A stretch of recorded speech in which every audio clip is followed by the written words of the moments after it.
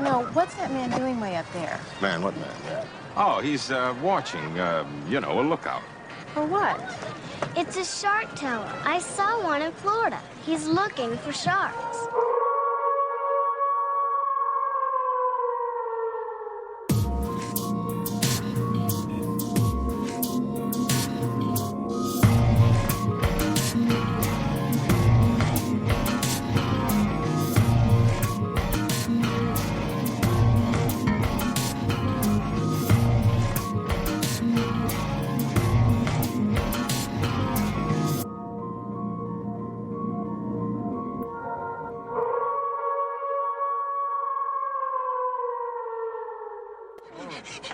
Tina! Still there! Tina, it's okay. It's still there. What's the matter? What's still there? What's still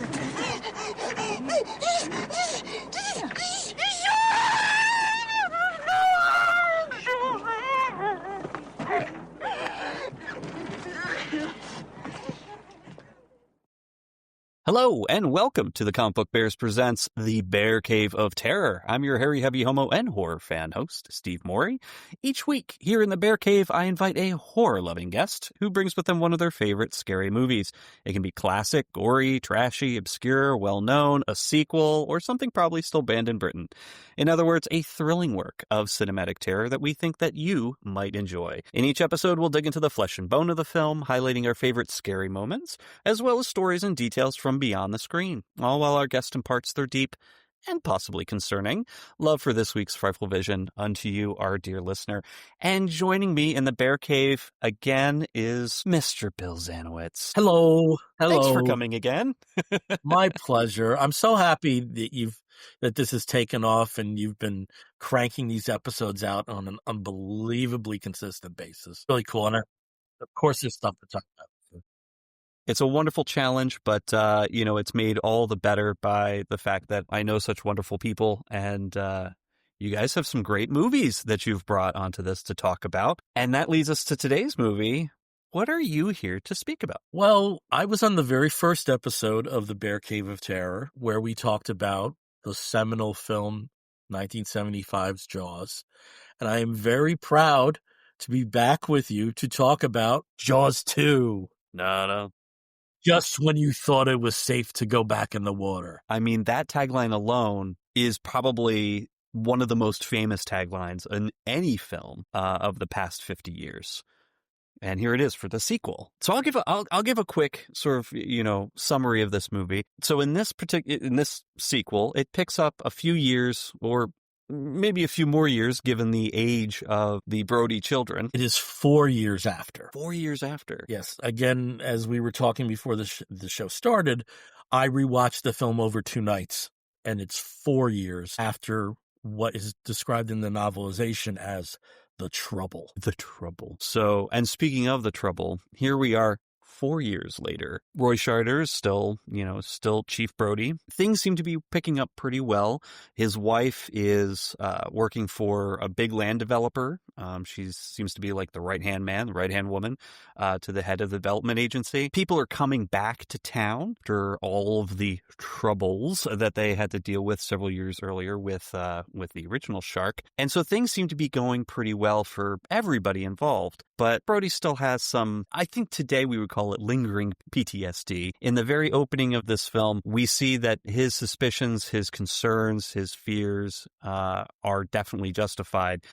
Because at the very opening of this film, we get 2 divers that find the original orca and are attacked and killed by a new shark. And this new shark doesn't waste any time in getting into the bay and starting to cause havoc. So he's attacking people on their boats. There's a really fantastic scene where he attacks a water skier as well as the person driving the boat that the water skier was behind in very explosive fashion. But the thing is, only Brody believes this. Brody's the only one who is interpreting the signs that there's a new shark that's out there in the waters. Everybody else thinks he's crazy or that he's, just still suffering from his trauma. Unfortunately, they don't believe him until it's, of course, too late. And the many youths of town have gone out just to have a great time on the water. And of course, here comes this new shark who's going to terrorize them and create a massive problem for not just the town, but also for Chief Brody and his wife, trying to make sure that he can save the kids because, of course, 2 of the kids are his. That leads to the final climactic confrontation between him and the shark, trying to rescue these kids. And by that point, I think most people have believed, oh yeah, there's a new shark in town and he's a danger. I mean, overall, this is it's a pretty fun, it's a pretty exciting movie.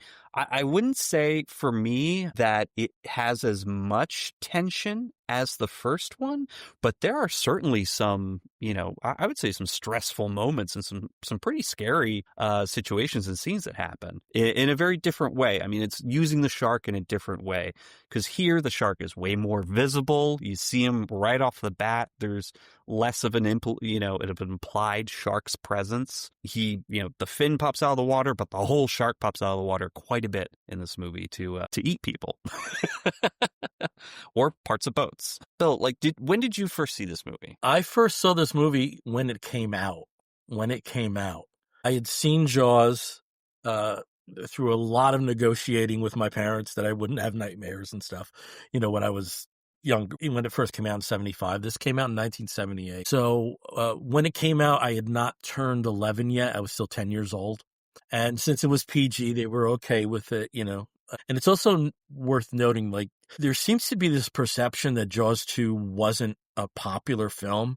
It was very financially successful, nowhere near the first film, but it was a big success. But even in 1978, that was muted because the same day that Jaws 2 came out, there was another film that came out. Jaws 2 won the first weekend of the box office, but the rest of the summer was dominated by Grease. There seems to be this perception that the film was somehow a financial failure, and in no way was it. When you compare the inflationary dollars, it was like a $700 million film. That's good for a sequel, and especially for a sequel to such a breakout hit. The original Jaws was the movie that defined the idea of blockbuster. The summer blockbuster, absolutely. There never was anything like that before.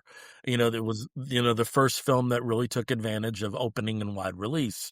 Well, things used to be was it would open in major cities first. Even films that may have like a youth appeal, they didn't take advantage of so many screens being available. It was a rolling thing, and which was why films would be in theaters for months and months and months pre-cable and home video.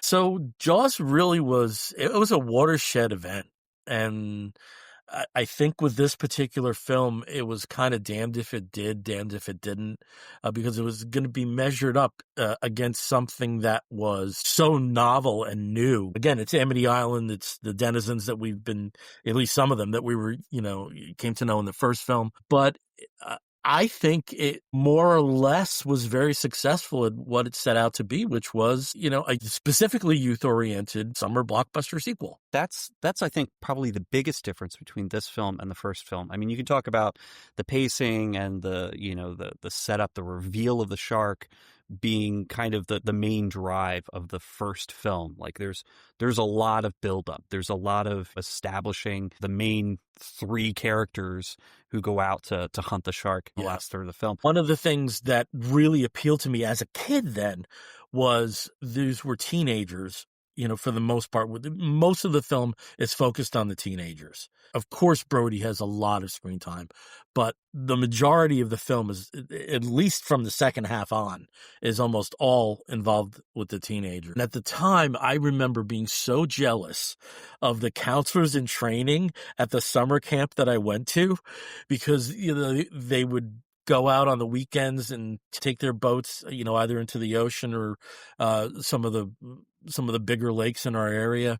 Some of them were dating each other, and it just seemed like, oh, when I get to be 16 and 17, I'm going to be just like them. So there was this aspirational thing, just hoping that, when I came to 16 or 17, it wasn't with a shark snapping at my ass.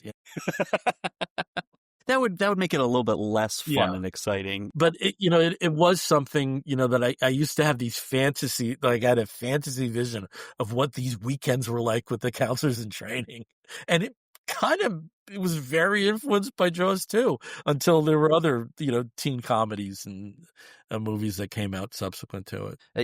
It is a huge change compared to the first movie. In this one, you do spend a lot of time with the teens, and what they're doing is pretty cool. I mean, just watching it, I kept getting the idea of like, oh, this is very, American Graffiti. This is like, it's car culture, but on the water. Because these weren't bad kids. I mean, sure, they were sneaking out onto the water to make out, but really, they were having a good time. The adults in town were like, yeah, this is just what they do. Like, this is pretty cool. We didn't see any of that in the first movie. Yeah. Some of them have sort of like, built their own boats, or, have very different types of catamarans. Inflatable catamaran. The catamaran. I can't figure that one out. But I mean, some of the sail work that these kids are doing, I mean, you watch them on the water, you're like, that's not like lazy sailing. I mean, some of these kids are like using their whole bodies to pull the sails. Also we're talking about kids who are islanders. They grew up around this, and this is their life. This is their life. I've been thinking about this as well when you were saying like how authentic it looked and how natural it looked. And we can go talk about, how there was like a sailing captain and everything among the locals. But I think for this film, about the only young actor that really was a recognizable name in 2025 is Keith Gordon. And I think, and he doesn't even look like Keith Gordon in that film. And I think because of that, I don't want to say it's a documentary feel to it, but because these are not these are not faces that were like saturated on film like the Brat Pack, it kind of feeds into an authentic feel. And there's some, particularly with the women, there's some very good performances. Yeah, believable. And I really, on the rewatch last year and then the one over the last 2 nights, I really came to appreciate, especially with the women who were freaking out, just how good that was. I think the director may have listened to these kids and just, let them provide their authentic selves a little bit more for performing these roles, because there are some moments where you're just sort of like, oh my God, these kids are freaking out. Like, of course they're freaking out. They're, 16, 17-year-olds who are out in the middle of the ocean, and there's a giant shark that's just eaten a few of them. So yeah, they're not going to be holding it together. It was good because, with the communal nature of it, they weren't all in panic mode, and they figure out what to do from the situation that they're in after the Ming attack, right.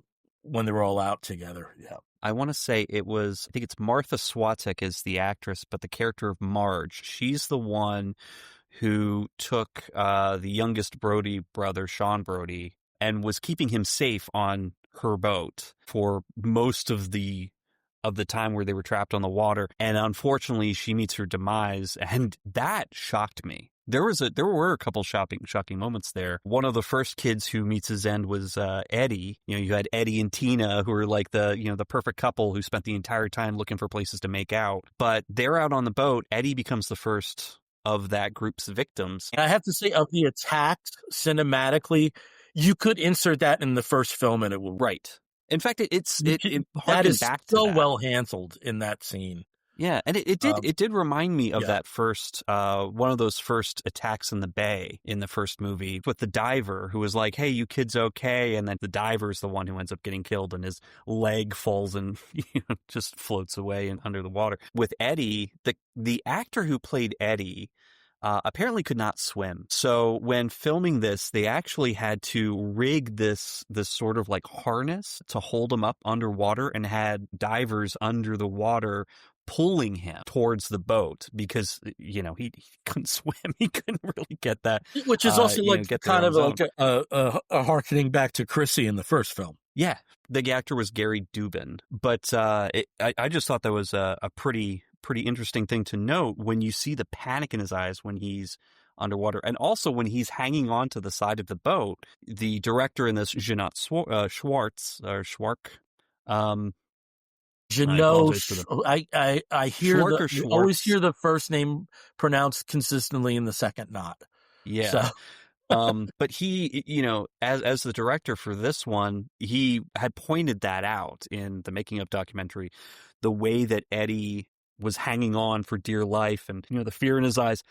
Probably some of that was real because the poor guy couldn't swim and, he was being pulled underwater at the time, but it translated really well on screen. And of course, he's so panicked that he takes part of the boat with him, as he's pulled under the waters. and Ann Dusenberry is Tina, where, she kind of propels a major plot point with her reaction, which is a confirmation of everything for Brody. Right. And that sequence is so well handled. And of course, later on, where the kids have that sort of potentially happy moment where they're about to be rescued by the Coast Guard helicopter pilot. The helicopter, they've tied their different catamarans together into a sort of makeshift raft, and they're just floating. And the helicopter pilot spots them. He lands, on the water, and he throws them a line. And of course, here comes Jaws. And they've established in this one, kind of early on, Brody is investigating a killer whale who's washed up on shore that's got all these bite marks on him. And the local wildlife expert is saying, just kind of as an offhand comment, well, sharks are attracted to sound, something that was not brought up in the first movie. But here, the Chekhov's gun situation, the helicopter pilot turns on the helicopter blades. It's really loud, starts, rhythmically spinning. And of course, here comes the new Jaws. The shark comes up and brings down the helicopter. Yeah. And, I've seen people bitching about how aerodynamically this could never have happened and stuff. You're watching the wrong movie. Yeah. You're watching Scarface the shark. He's going to take down a whole helicopter. Yeah, of course. But also with that element, our friend Edwin de la Cruz mentioned this to me, and Edwin we ain't got nothing on him in terms of horror. And he brings up that, from 60 to 100% section of the film, it's a slasher pick. It's a slasher pick where Jaws, or Brucette, as many people call the shark, that they're marked, just like Freddy or Jason, the injuries that he sustained from the fire from the water skier boat blowing up. And it's like a mask, and there's a lot of it. And it was also interesting reading about how bloody it almost got with, because if you notice the formation of rocks that they're on, there are two actors that are never in shot with the other four. That's because they had filmed more deaths, but at the point they were also concerned that they were going to get an R rating. Right. And that financially would have cut into stuff too much. We can just talk about some of the difficulties in filming. There was a change in director. There was a change in scripts, plural, so Roy Scheider's own situation is unreal. Talking about the different things that they had to do or cut or change to keep that PG rating to, because they went all in trying to appeal to the youth market. And at that time, you couldn't really get the youth viewers if it was rated R. And also, it's worth interjecting here. There was no PG-13 rating at the time. Right. There was we PG, were kind of in that and then there was R. That weird space before the early 80s when it got brought out. And PG, you could lobby if you had an F word in there, but violence was very much the terrain of R. So right, and the helicopter was actually supposed to be a lot more bloody. They actually had filmed a scene under the water to see the helicopter pilot get attacked by Jaws after he'd been trapped when they flipped the helicopter over. And there were a couple other moments too where they were going to show a little bit more blood, and his awesome a little beard. That guy's awesome beard. Yeah. The beard alone, if it had spent more time on screen, it would have qualified for an R rating. But yeah, I mean, there's just a lot of stuff that they did have to change in order to kind of keep it more youth friendly, PG friendly. But yeah, let's talk about some of the issues that they had in making this movie, because it wasn't the first one in the original episode where we talked about Jaws in the Bear Cave of Terror pilot episode, there were a lot of issues that they had while filming that almost, throughout the whole process, almost made it so that the movie never could be finished.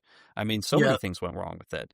But for this one, they had a lot of other challenges, too. Initially, there was another director attached. Of course, Spielberg was approached, but he was very much involved in Close Encounters, and it almost went right from Close Encounters to 1941. So he really didn't have a window to participate, and he also didn't really want to. But even he contributed some ideas of, his feeling was that they should have filmed a prequel, which would have been Quint's situation with the Indianapolis. Benchley was approached. Benchley was very much making a fortune from the deep, and was involved in that film. Arthur C. Clarke had like a weird proposal of like an underwater city, and that's why the Brady shot. It's really out there, but it did get moving with a different director attached, and apparently, like after a month of filming, like almost nothing was in the can, so he was replaced. Filming stopped. There were some cast members that were changed, and Janot Swark. Biggest credit prior to this was an independent horror film called Bug, which was one of those films that made like 400 times its cost in box office. So Janot took over as director. He and Roy Scheider came to blows at one point. And Scheider apparently was just real curmudgeon through the entire process. Just did not want to be there, but he was in a very strange situation because he initially was cast in The Deer Hunter in the lead role that Robert De Niro had. There were changes to the script that he did not like.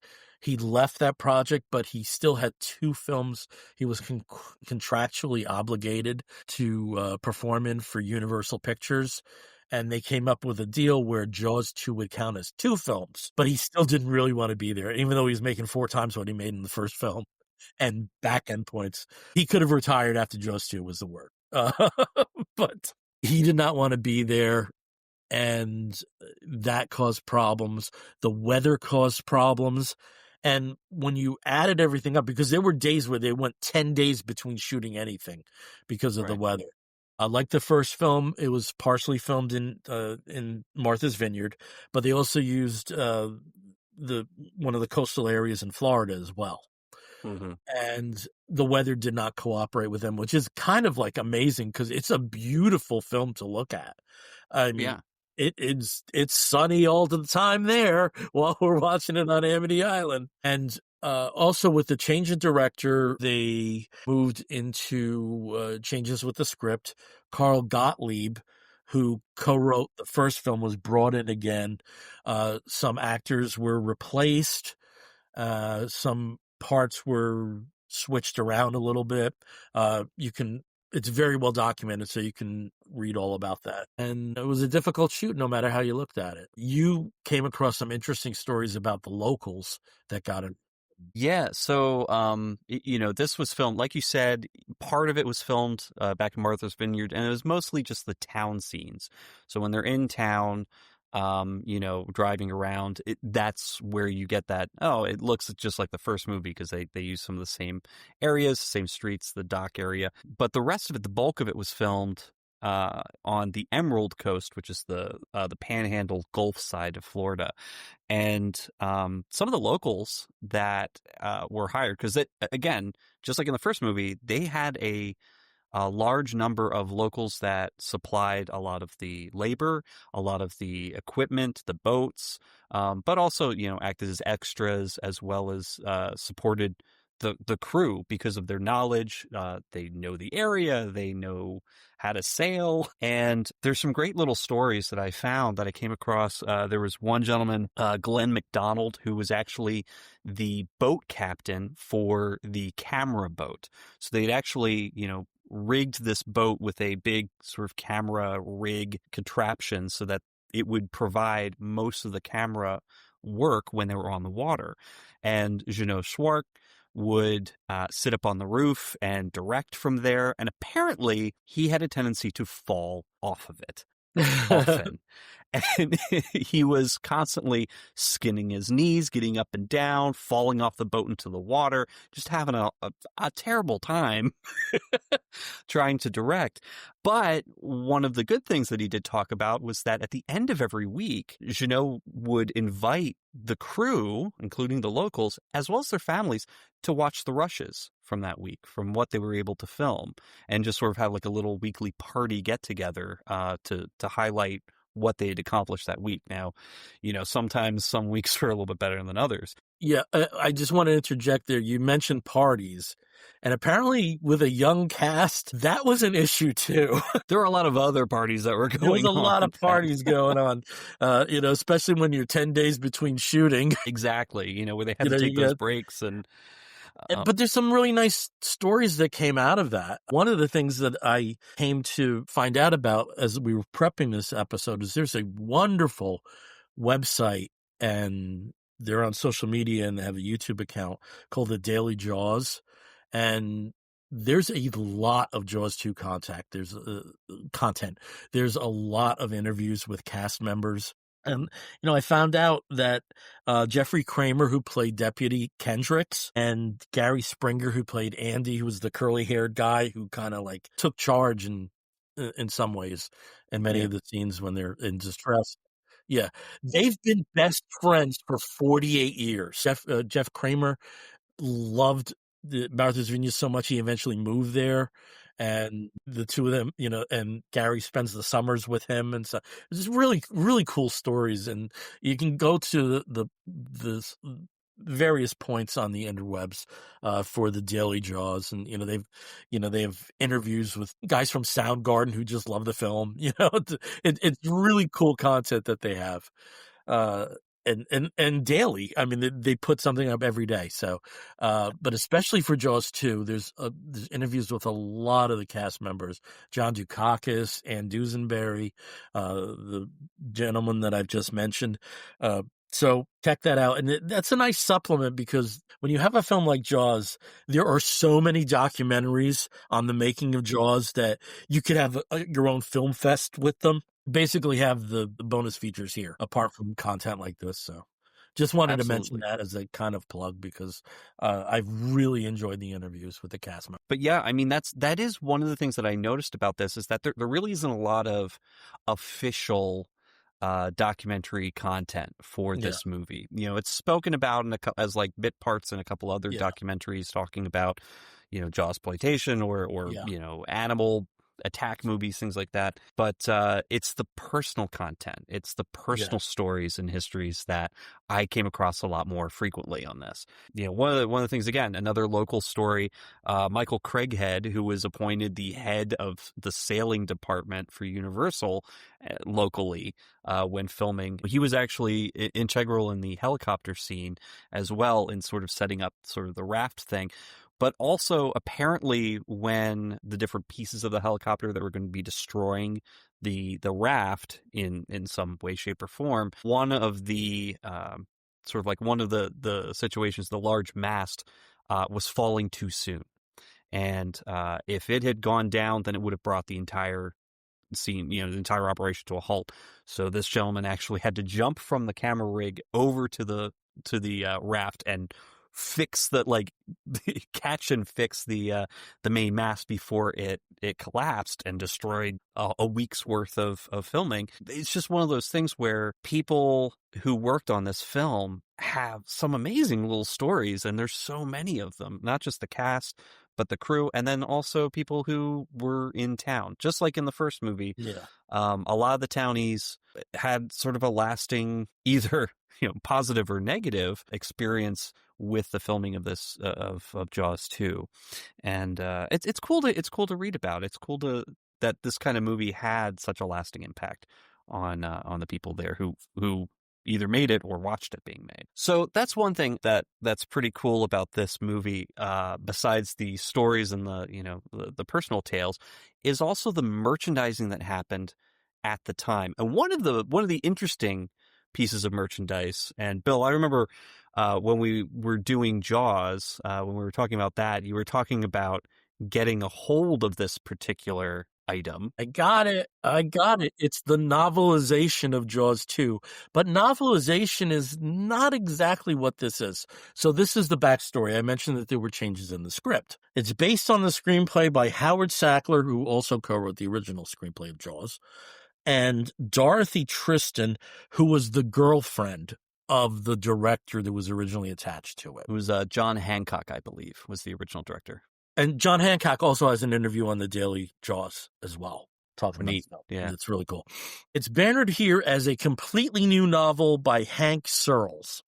In order for them to have enough time to get this out, this was commissioned while those people were originally attached to the film. This gives you an idea of what Jaws 2 would have been like had they not made the changes in personnel and script. It's very different. One of the subplots in the film, which we didn't talk about when we were talking earlier, is that there's a casino being built on Amity Island. And there's, and you know, if for your mothers and grandmothers, the actor was Joseph Mascolo, who played the smarmy Len Peterson, the owner of the franchise, and he's best known as the villain Stefano De Miro from Days of Our Lives, which made your mothers and grandmothers afternoons filled with anxiety with all his evil doings.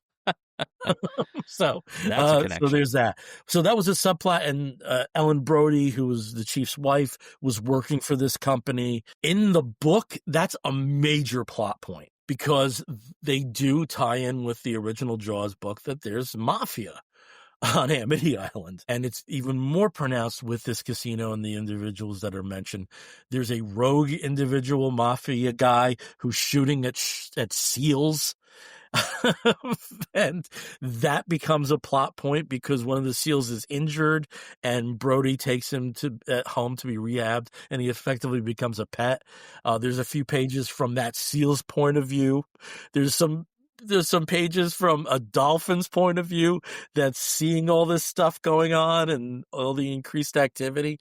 And there's also some from the point of view of Jaws herself, who is a pregnant shark, and that's why she's feeding the way she's feeding.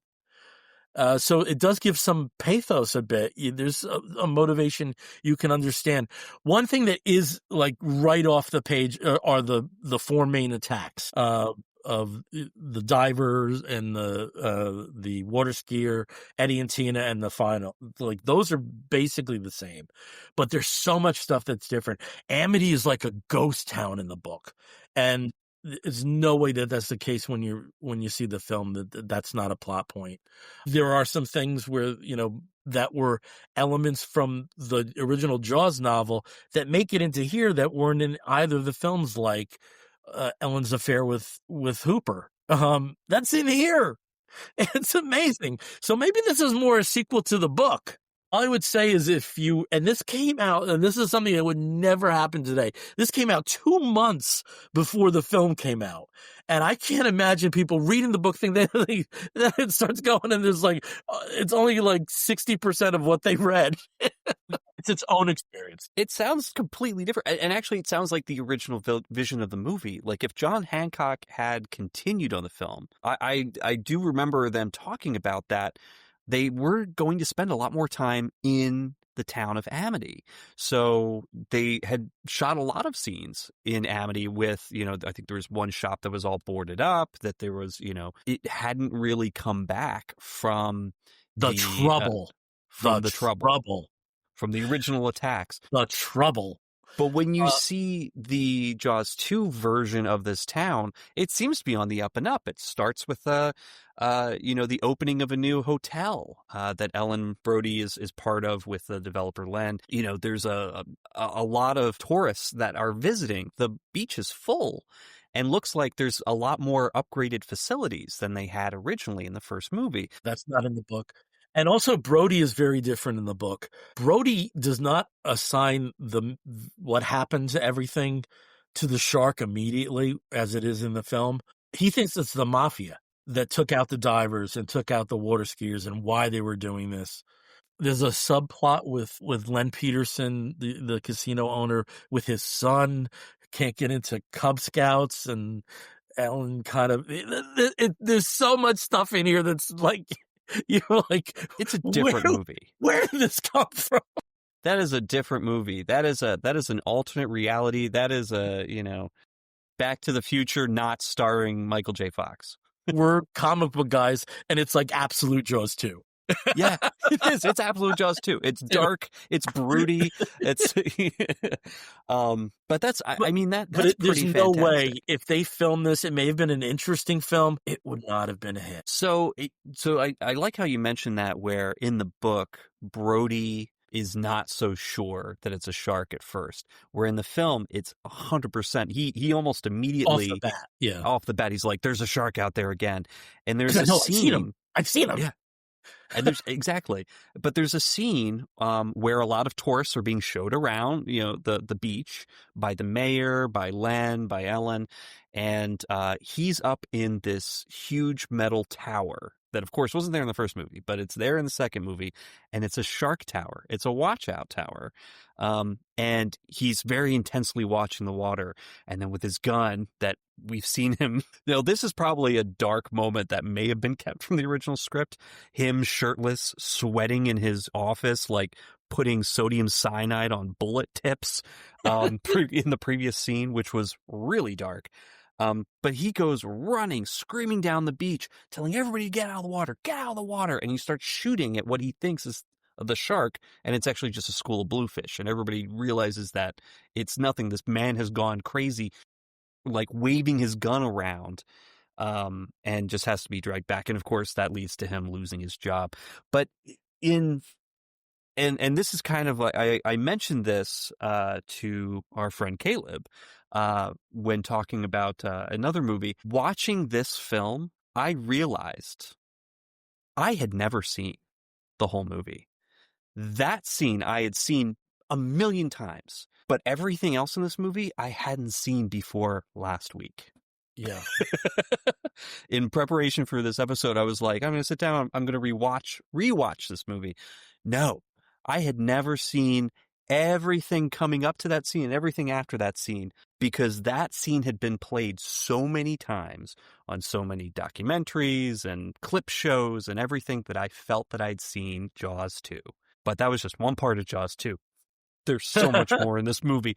And but it's crazy, because I bet that a lot of people probably have the same feeling if they're younger than having been able to see something live, when it first came out. But that scene is so memorable, but there's so many other great scenes in this movie that are pretty fun and pretty cool. The boat racing and the, all sorts of really cool moments in this movie that I'm shocked that I hadn't seen the whole thing before. But what else, has come up from this movie merchandise wise? I mean, they marketed the crap out of this one. Yeah, I mean, I think I wouldn't say like you didn't have Jaws 2 action figures. You didn't have it wasn't as deeply saturated as other films were, but I think a lot of people saw what Star Wars did and said, "Hey, we can get in the market with that."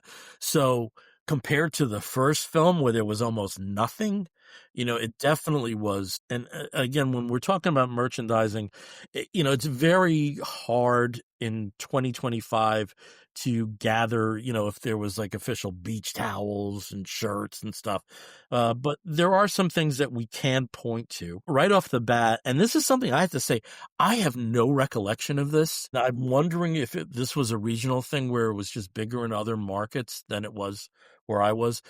Topps had a series of trading cards and stickers for Jaws 2. There never was one for Jaws. It only went for one series, but it exists. There were some collector's cups that depicted some scenes from the movie, most notably the Eddie and Tina and the water skier and the divers, and then Sean Brody up on his like friend's boat. The next item I want to talk about is something that really is actually is merch and is not, and that was the soundtrack album, because the score for Jaws 2 was also by John Williams. But unlike some films, even at that point in 1978, it wasn't uncommon for notable music passages to be reused. I think the best example of that is James Bond. The main theme, just gets reused again and again and again. John Williams did a completely new score for Jaws 2. It is a situation where it's not as memorable as Jaws. It's like there's no earworm, but it is a very lush score. As he said, he thought Jaws 2 was a bigger film, and not in terms of box office or anything like that, but just the expanse of it. And he wrote a score that paid testament to that. And I think, as before we got on the call here and we were talking about this, as you're watching the film, it works great. I don't think it's something that it would really, it would kind of light a spark in you to get the soundtrack, because it like I said, there's no real earworm from the score, but it's some kind of testimony to that.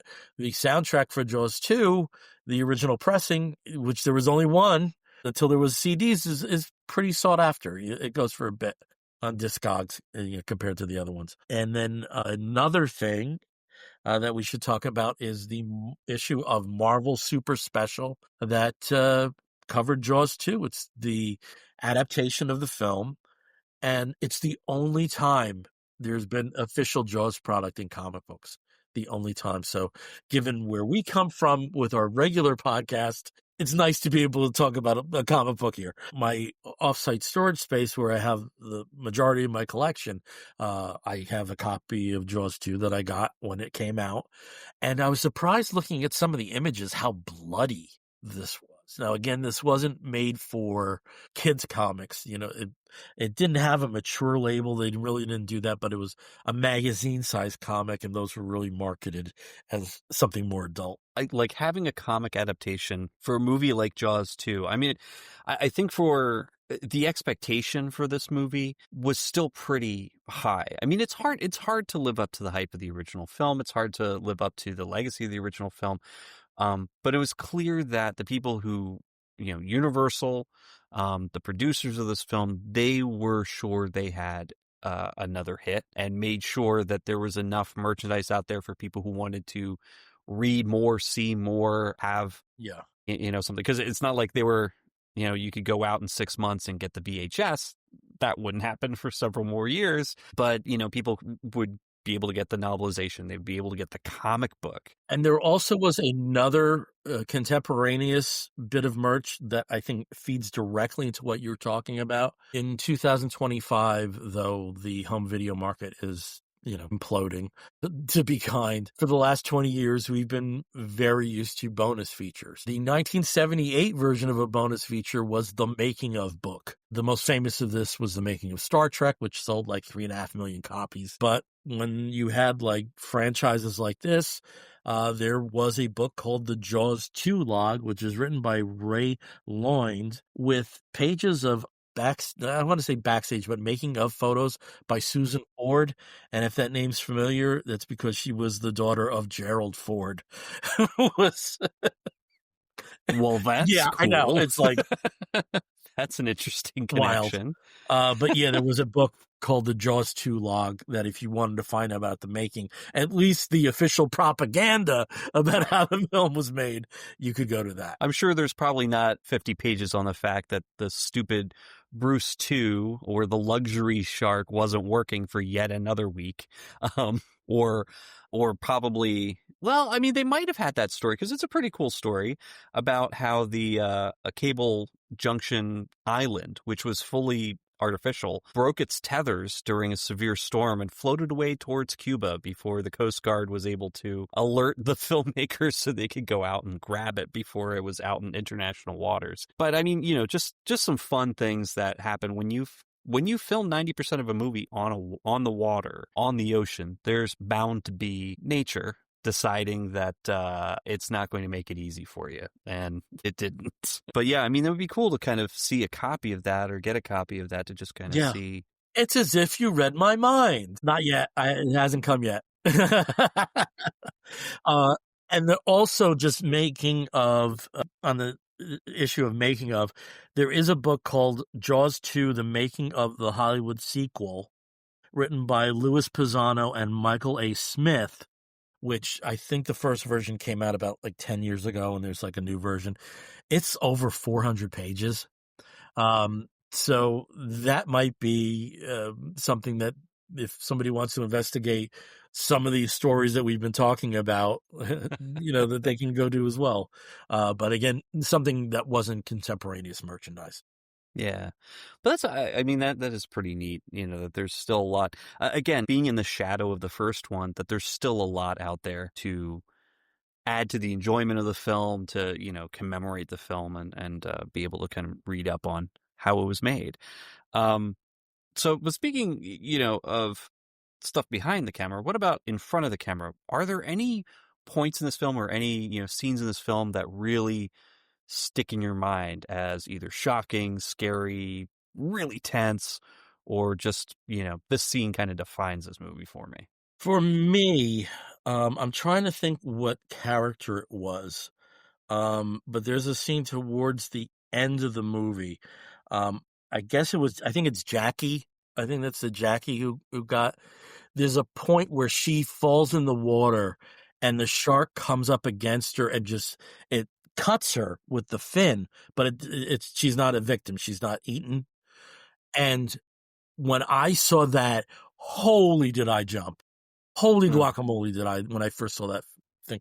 Cause I came to expect, feeding time, and that you got something else, which still was terrifying. That kind of leaps out to me, as well as the Eddie and Tina attack, because it's just so well handled. I really like two scenes. One, of course, was the water ski and boat scene that sort of established the Scarface kind of appearance of the shark in the later part of the movie. And that it comes so quickly after the diver attack. It's a pretty cool setup, and first the water skiers having a great time, gets bitten, like the shark kind of comes up, I guess grabs the ski, kind of bites that, draws her into the water, and of course eats her. And then her friend stops the boat to try and go back and figure out where she went. And of course sees the shark. The shark comes out of the water immediately, smashing into the side of the boat. She panics and tries to, I guess, light him on fire.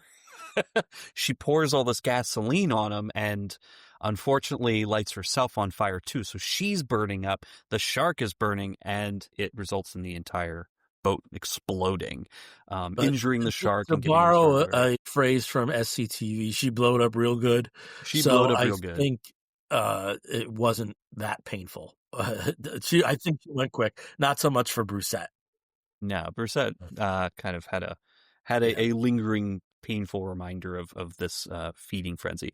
But the second one is where the kids are all out on their catamarans, and the shark Brusette catches up to them, and they finally notice, oh my gosh, there is a shark out here, and they're all trying so desperately to either get away from it, to catch some wind, to get around the other boats, and they start crashing into each other. One boat capsizes, another boat gets horribly damaged and starts to sink. Kids are falling off their boats and into the water, and there's a part where one of them, he's on the other side of the boat, and two of his friends are trying to pull him on board, and they pull him on just as the shark just misses him, like comes up out of the water right alongside the boat, and his feet literally just miss the mouth. And that's worth mentioning that's Mike Brody as well. Yes. That's the one I just pulled out. And what's shocking about that is that was an unintentional closeness. Like, that shark was not supposed to be that close to his feet, but how the rig pulled the shark out of the water, pull alongside the boat, and the timing of him pulling his feet in, that was real panic, because he got a lot closer than expected. And I rewatched that a few times just to see how close that came. And I'm like, that's good direction. That's great practical effects, but it actually was just a happy accident. But yeah, I really enjoyed this a lot more than I thought I had if I had seen it, but since I hadn't seen the whole movie, Okay. it was experiencing it for the first time, and I really liked it. I liked the fact that they focused more on, a new group, a new crop of young people out there having fun. But still one that has ties, it Yes. was very organic ties. It wasn't like, there were no kids in the first film, Exactly. This was like a natural extension. And I think there's an organic element to that because the trouble Mm-hmm. would have affected everybody in Amity in some way. Right. And just talking about that right now with the perception of this film, I'm really glad because I have to say, I probably for many years thought, Jaws 2, because there's this perception that it was a box office failure. You don't get to 3 if 2 was a failure. You just don't. But I do think it gets lumped in with 3 and 4, which are, the faults of the film is it's the crass commercialization. There's something a little bit more organic about Jaws 2. Of course, it's a product of commerce, but I think it's a pretty good product of commerce in the end. And I'm really glad that it's had this reappreciation in the last few years of, kind of standing on its own. Like we said, it's unfair that what preceded it was something so original. You can't really compare the two. There was no way it was going to come up to that standard. And, people might like shoot it. Yeah, well, what about Empire Strikes Back? Empire Strikes Back had the benefit of seeing what happened with Jaws 2. So, and that's kind of a different animal. But like you said, Jaws was the first summer blockbuster. And I think Jaws 2 was a worthy follow-up to it. On its own merits, it's worth watching. It's absolutely worth watching. Yeah. Yeah. And, we've mentioned about it in the, in our first episode, and I think we briefly mentioned it earlier, but there's the concept and this horror subgenre, I guess, of Jawsploitation.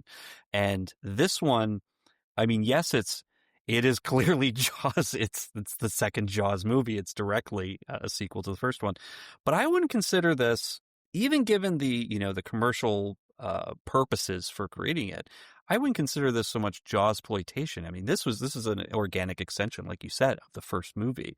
I think when we get into Jawsploitation, that would be more like, what else can we have attack people in the water? What else can we grizzly bear? Yeah, grizzly bear. Grizzly bear with grizzly fins. bear. A It's an Sharknado. octopus. It's a killer shark. Yes.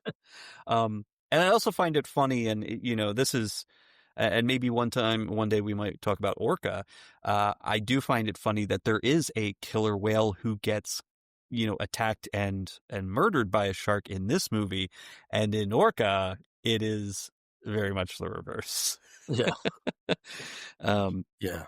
But yeah, the big box office bonanzas out of the Jawsploitation were Grizzly, yep, which was not in the water, Orca, and The Deep, which had the involvement of Peter Benchley, which really shouldn't be in the mix, but has to be in a sense. At some point, we'll probably be talking about all 3, I'm sure. You've just listened to another episode of the Bear Cave of Terror, and if you haven't seen Jaws 2, or after listening to us are struck with an irresistible compulsion to watch it again, it's streaming on Netflix, and it is available to purchase digitally and on physical media. And Bill, if listeners would like to get in touch, how would they do that? Oh, they can reach out by the avenues for the Comic Book Bears podcast, which is the CBB and CBB Presents. And you can also follow the Bear Cave of Terror on Blue Sky and Instagram at Bear Cave of Terror, or send an email to bearcaveofterror, all one word, @gmail.com. A list of sources will be available in the show notes if you'd like to learn more about Jaws 2. And just when you thought it was safe to go back into the water, it's not. It's not. It's not. It's not. Good night, everybody.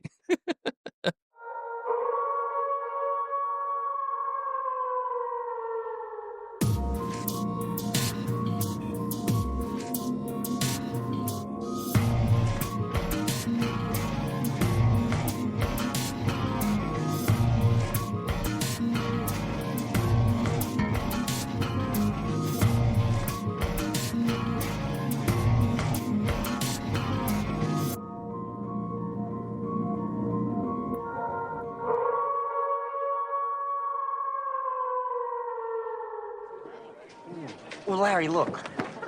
Larry, look. What? Look at her.